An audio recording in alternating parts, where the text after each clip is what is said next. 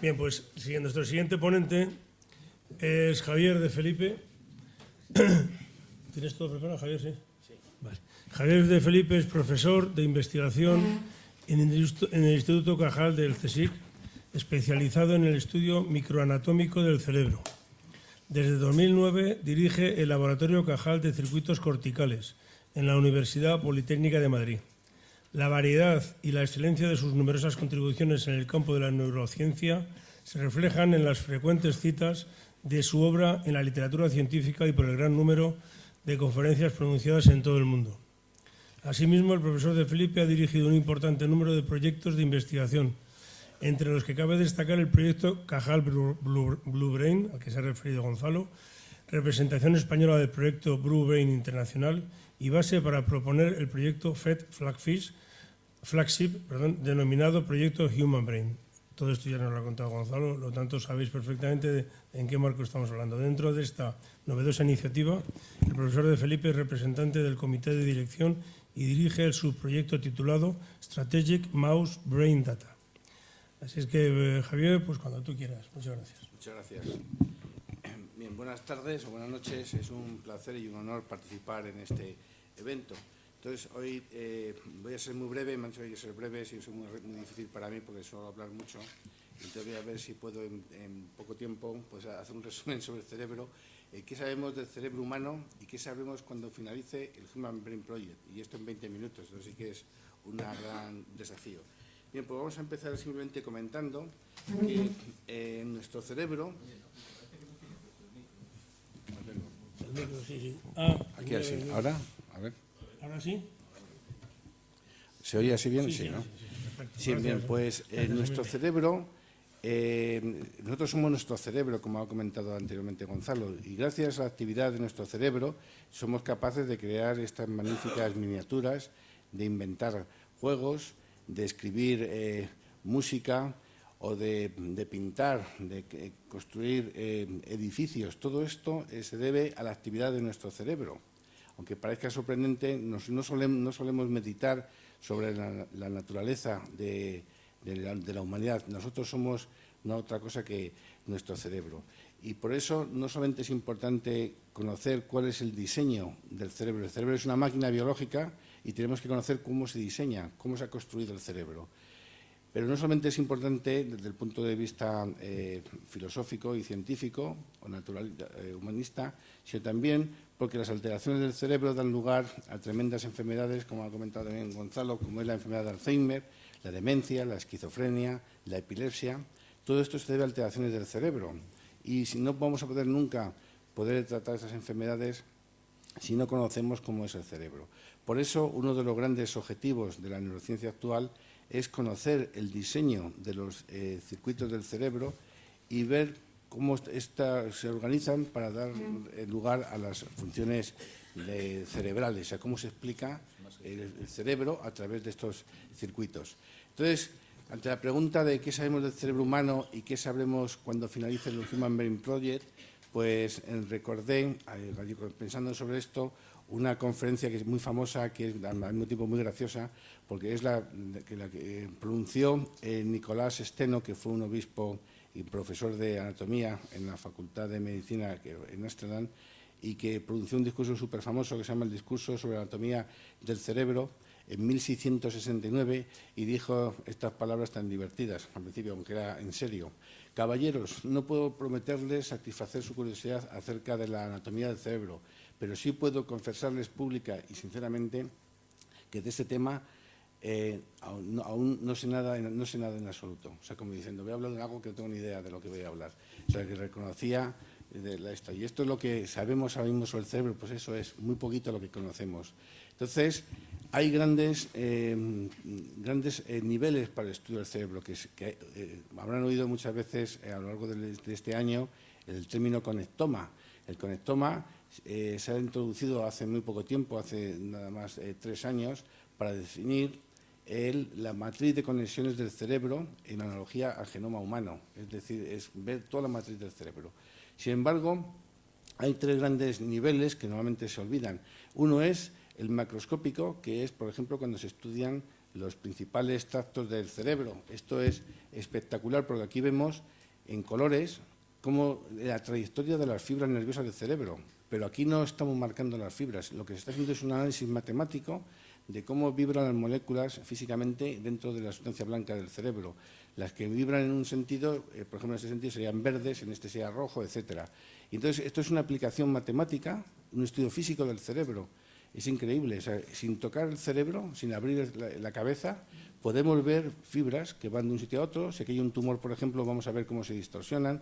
Es decir, esto es impresionante. Esto es, bueno, se ha conseguido hace muy poco tiempo. No hace mucho, bueno, fue creo que el año pasado, hace 2 años, estuve en Seúl dando unas conferencias sobre el conectoma y el sinaptoma, que es la especialidad que tenemos nosotros, y resulta que todo el edificio que era de informática, todos se estaban dedicando al estudio del cerebro ahora. Porque, claro, el avance tecnológico supone esto importantísimo para la medicina. El desarrollo de máquinas que cada vez tengan más resolución para estudiar el cerebro, pues eso es una tecnología muy importante en la medicina. La segunda es a nivel intermedio de resolución, que es cuando se utiliza el microscopio confocal, microscopios ópticos, etcétera, que es para hacer, por ejemplo, mapas que necesitamos un microscopio de los convencionales o más avanzados como el microscopio confocal, como veremos a continuación. Y luego está el tercer nivel, que es el más difícil, que es el nivel ultraestructural, el nivel de los mapas sinápticos. Y esto es lo más difícil, puesto que las sinapsis son estructuras microscópicas tan pequeñas que tienen tan solo a lo mejor 20 milésimas de milímetro. Bien, pues esto es una simulación, una visualización de un pequeño fragmento de corteza cerebral humana hecha por el Cajal Blue Brain, y es simplemente para mostrar un pequeño fragmento de corteza cerebral humana de medio milímetro nada más, en donde podemos ilustrar aquí, vemos que el cerebro realmente es un bosque de neuronas. Cada célula nerviosa es como un árbol. Estas son las células piramidales, se llaman así, porque tienen una forma piramidal, son las más abundantes, y esto es una simplificación. Entonces aquí se pueden imaginar, si uno entra dentro de este bosque de miles de millones de neuronas tan intrincado, pues se pierde este bosque. O sea, por eso es la extraordinaria dificultad del estudio del cerebro, es la complejidad. Y esto es una forma de ilustrar esa complejidad. Ya digo que esto es una simplificación. Si ponemos todas las neuronas, aquí no podemos ver nada. Esto tan compacto, tan denso, que sería imposible. Aquí vemos unas estructuras que se llaman espinas dendríticas, que son como las espinas de un rosal, y que, aunque les parezca sorprendente, son los sitios físicos en donde se forman la mayor parte de las conexiones del cerebro. Es decir, los procesos de cognición, de aprendizaje, de memoria, está relacionado con las conexiones de estas estructuras. Por eso, las espinas, el estudio de las espinas, de cómo se distribuyen, cuántas hay, etcétera, es uno de los grandes temas de investigación también del cerebro, como veremos a continuación. Entonces, a pesar de esta complejidad y dificultad de estudio, veremos que hay métodos que nos permiten avanzar de una forma extraordinaria en el estudio del cerebro. Y así, ahora se piensa que la corteza cerebral está formada por pequeñas columnas funcionales que se llaman columnas corticales, o sea, pequeños circuitos, en el que la actividad que llega del mundo externo llega a través del tálamo. Bueno, no voy a entrar en detalles, pero al fin y al cabo lo que ocurre aquí es que vemos un circuito que, aunque les parezca sorprendente, en el siglo XXI todavía no sabemos cuántas células hay aquí. Realmente está en discusión todavía.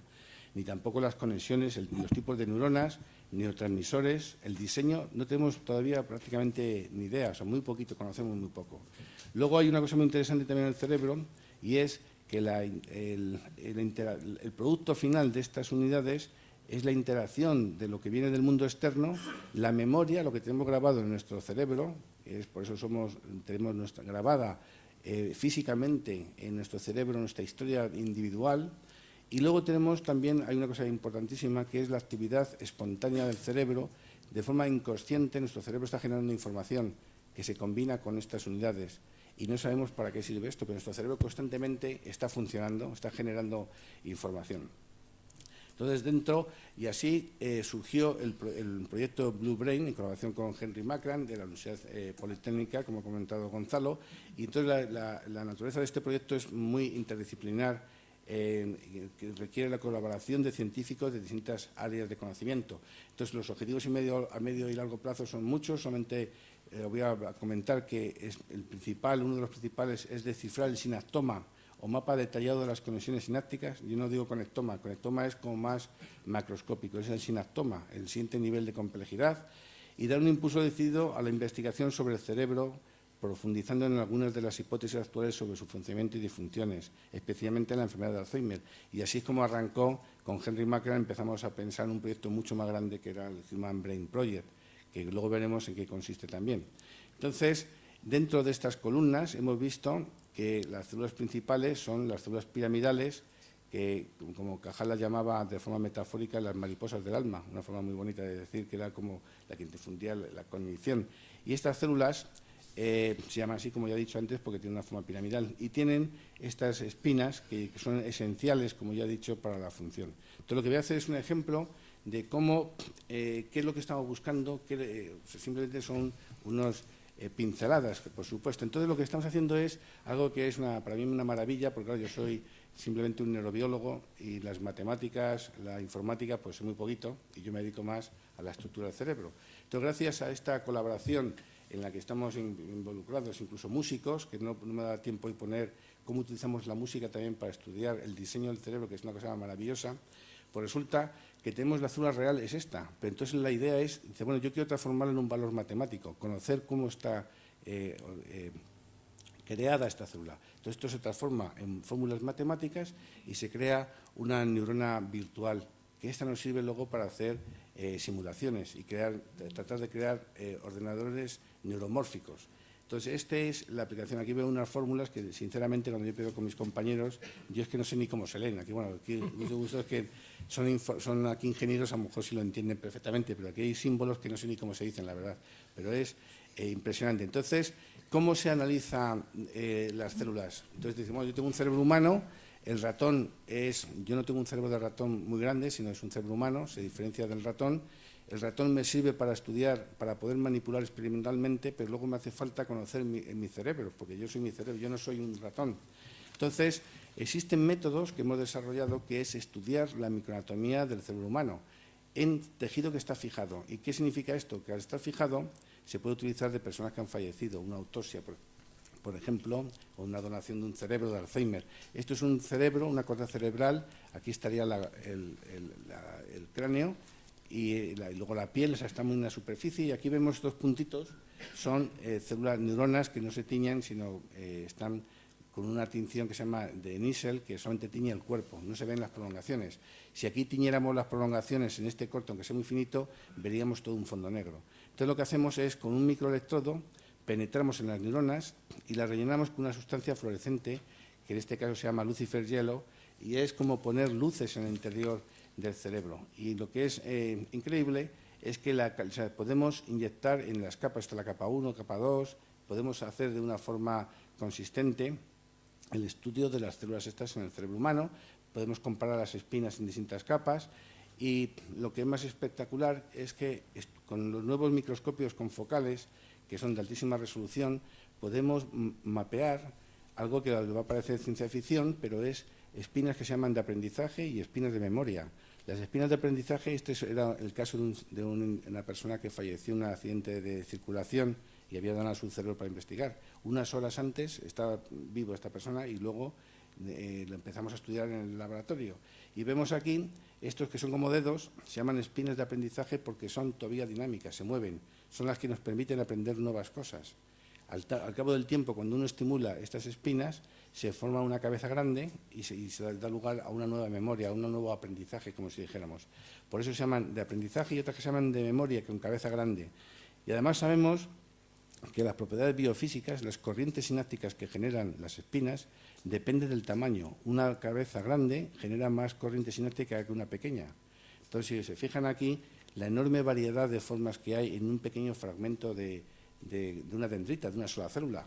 Entonces, claro, nosotros, ¿cuál es el problema? Tenemos una técnica maravillosa de ver las neuronas del cerebro humano, pero ahora ¿cómo las proceso? ¿Cómo las analizo? Si empiezo a contar a mano de una en una célula piramidal tiene más de 20.000 espinas. Tardaría años simplemente en una sola célula.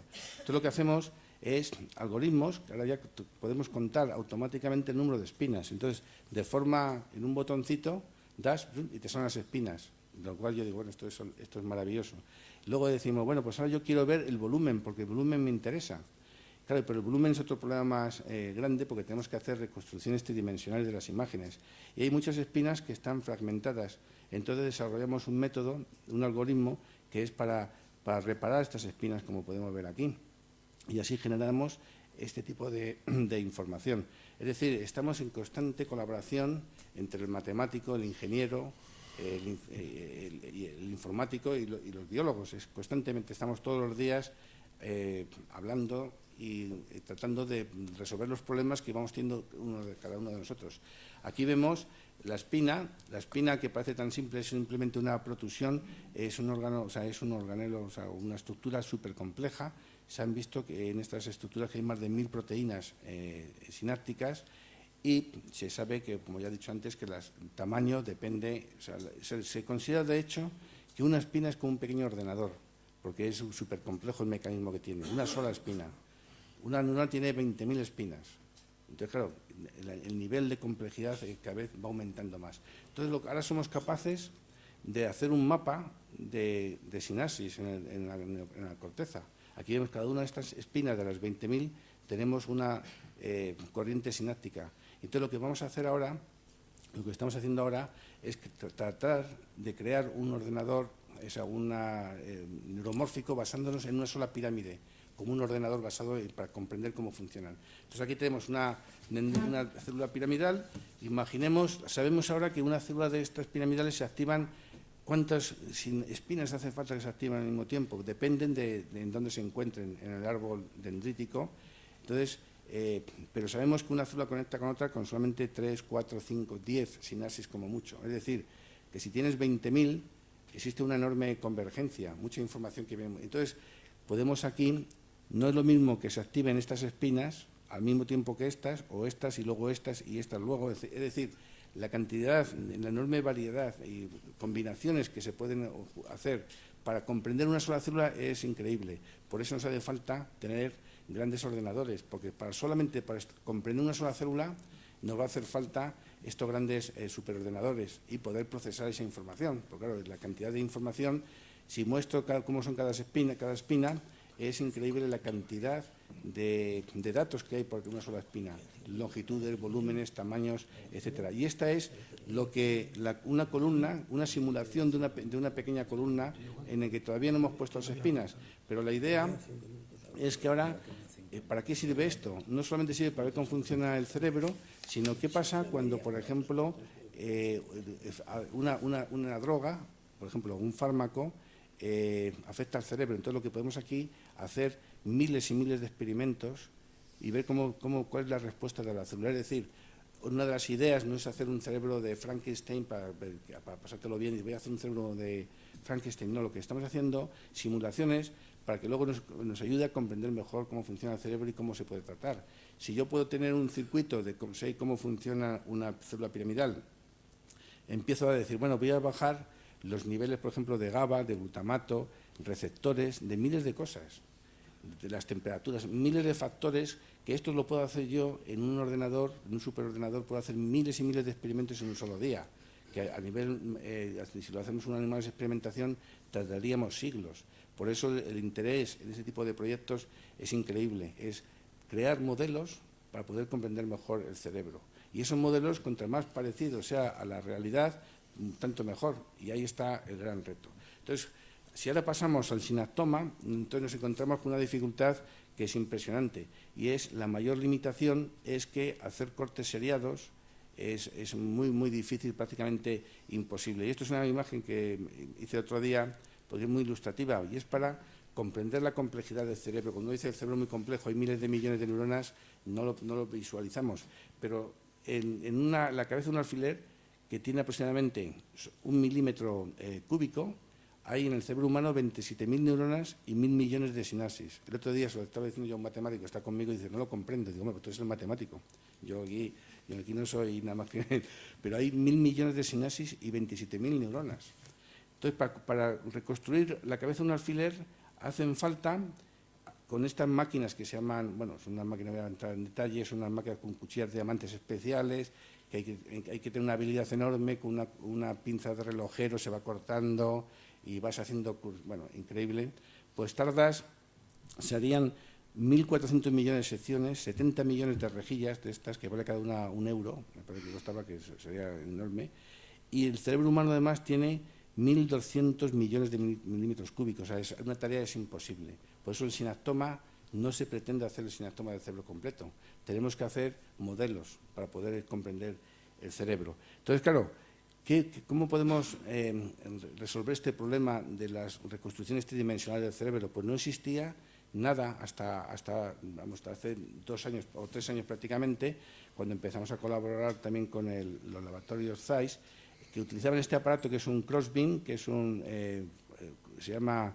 FIBSEN, que es Focus, bueno, en inglés, bueno, es un aparato que ha contado Gonzalo, que lo que hace es pulir la superficie, rompe el tejido y luego capta imágenes, y esto se utiliza para estudiar materiales, en el interior por ejemplo, para estudiar materiales, hacer luego también circuitos, etcétera.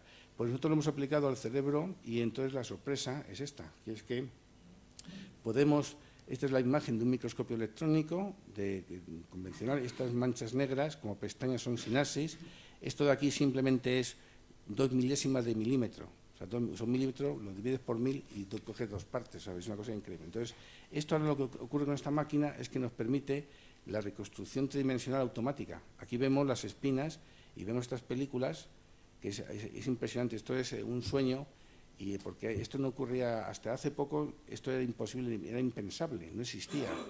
Por eso muchas veces cuando uno dice el cerebro humano, uy, qué difícil, eso va a ser imposible. Es que yo a lo largo de mi carrera científica ya he vivido 2 o 3 cambios o avances tecnológicos que de la noche a la mañana han cambiado el curso de la historia de la neurociencia, y esta es una. Por primera vez estamos consiguiendo reconstrucciones tridimensionales a gran escala. Aquí vemos una cosa muy interesante bueno, no pensaba contarlo, pero voy a contar. Vemos aquí estas estructuras que se llaman mitocondrias, que vemos aquí, que son las que suministran la energía al cerebro y nos interesa reconstruirlas. Ya ayer hemos terminado ya un proyecto, llevamos varios años trabajando en la segmentación de estos elementos y ya podemos ver cómo la segmentación de estas estructuras, y es como una sopa de fideos, que la próxima vez las traeré para que lo vean, cómo podemos analizarlas. Entonces, es interesante cuando se estudian las espinas, todo el mundo lo que hacemos, como no había cortes seriados, 5 minutos, madre mía, como no tenemos cortes seriados, se cuenta una mitocondria, 2, 3, 4, pero aquí si nos fijamos, cuando lo vemos en cortes seriados, vemos que muchas de estas mitocondrias es la misma, vemos que esta es siempre la misma. Es decir, que se aprenden nuevas cosas gracias a estas tecnologías. Entonces, ¿qué ocurre ahora? Que tenemos muchas imágenes en 3 dimensiones, pero tenemos otro problema. ¿Cómo analizamos la sinapsis, esta estructura que son, como ya digo, como pequeñas pestañas? Pues resulta que no hay métodos, no hay algoritmos, no hay herramientas para analizar las imágenes. Entonces, hemos tenido que desarrollar una herramienta que se llama Spina, en la que vemos aquí que las sinapsis excitadoras se marcan en verde, las inhibidoras en rojo, y lo que es maravilloso es que podemos marcar cada una de ellas y verlas en 3 dimensiones y poder crear en el eje X, Y, Z, y vamos haciendo reconstrucciones tridimensionales de pequeños fragmentos del cerebro. Y esto es maravilloso porque podemos estudiar cómo es la distribución espacial, el tamaño, y ya no hacemos estimaciones de sinapsis, contamos una a una, o sea, tenemos 1, 2, 3, 4, y de hecho cada una de estas sinapsis, tiene un valor que es súper complejo, cada uno tiene no sé si son más de 40 datos matemáticos, como vamos a ver aquí en un segundo, a ver si se ve aquí ahora.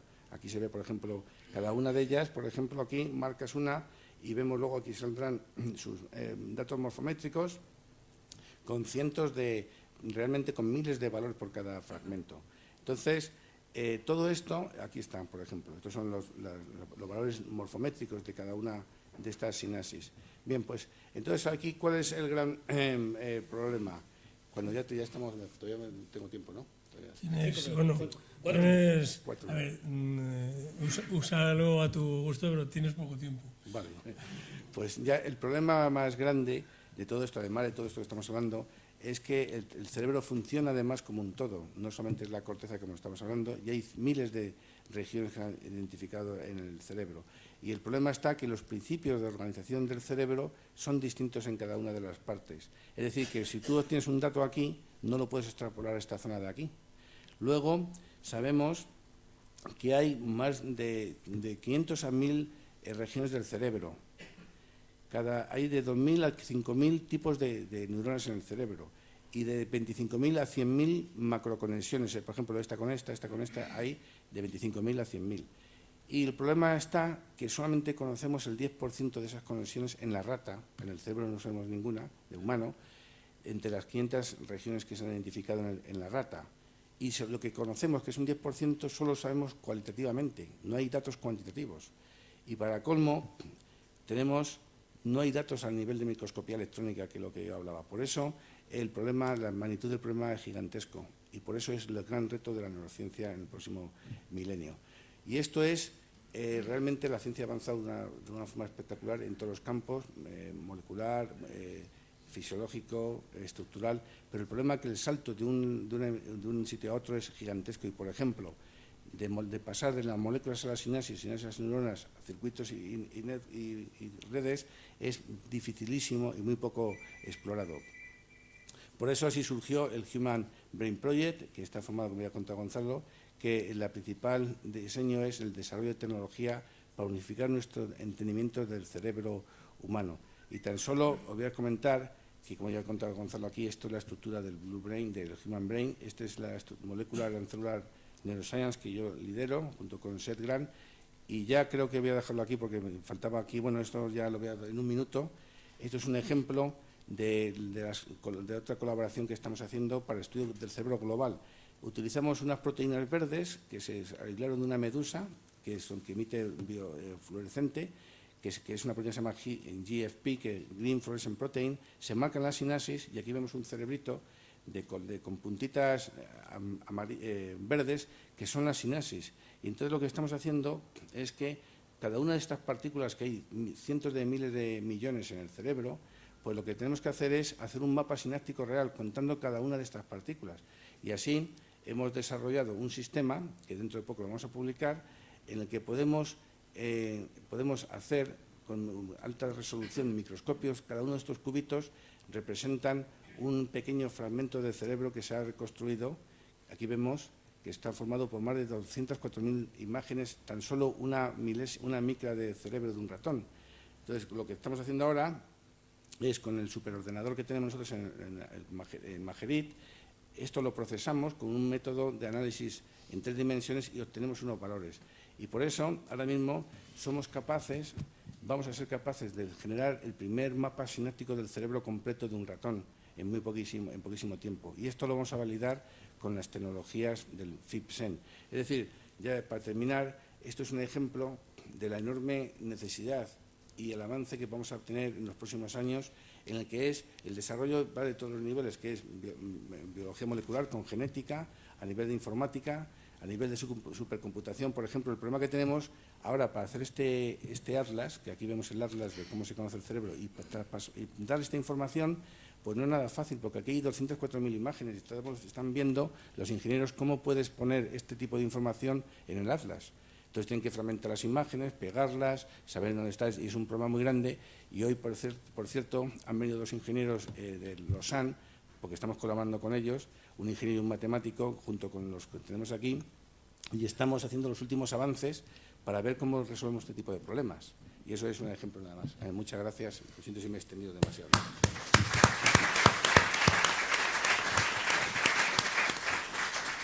Una de las cosas que tiene Javier es que cuenta las cosas con entusiasmo, aunque esté habituado yo diariamente, ¿no? Yo con él he hablado antes de que es posible que estudiemos la posibilidad de organizar otra mesa redonda solo sobre el cerebro, pero sobre el cerebro, para el conocimiento del cerebro de los ingenieros, que es lo que solemos utilizar con intensidad, ¿no? O sea, yo creo que es un tema que nos atrae a todos mucho, que tenemos un gran desconocimiento del tema y que esto nos puede servir como punto de arranque para tener una mesa redonda con expertos en el cerebro para que nos lo expliquen con más detalle, no bajo el concepto del Blue Brain Project, sino en general. También le digo a Javier que aquí tiene una enorme masa de buenos cerebros para donar, si a uno le interesa. Luego pasamos... Saldrían buenos cerebros para donar y para estudiar. Muy bien, pues pasamos.